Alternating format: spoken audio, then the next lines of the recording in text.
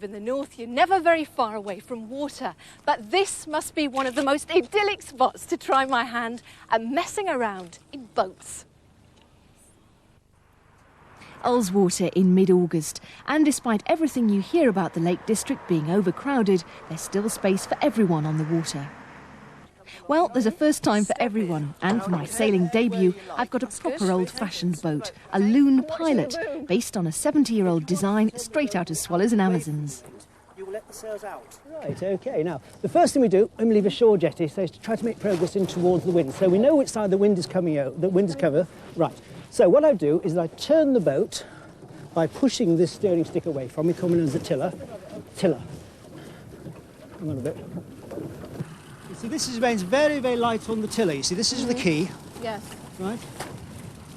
That's how light that is. Away, away turns the boat towards the wind. OK. And then right? back and towards into you the wind. Turns the boat away from the wind. Which I can't. On a day when the wind was light, I felt pretty safe, and these boats are really stable.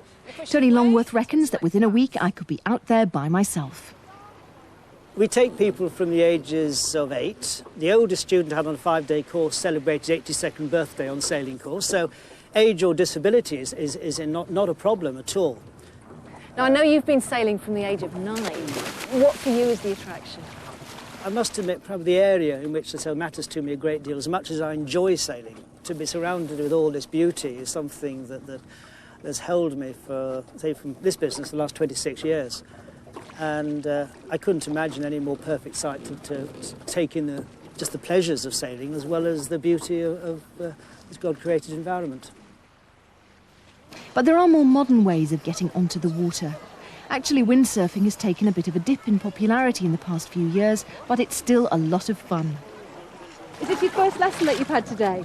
Yeah. How's it been? Oh, absolutely brilliant. I thought you were going to say hard work. It's easier than you think, actually. So what was the biggest buzz that you got out of doing it? Actually standing up. Standing up and moving. Once the wind catches you and you're away, it's absolutely brilliant. And for an even older form of water transport, how about kayaks?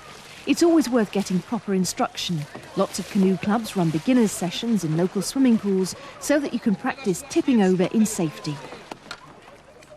If you fancy a crack at sailing or windsurfing, the Royal Yachting Association can put you in touch with your nearest club.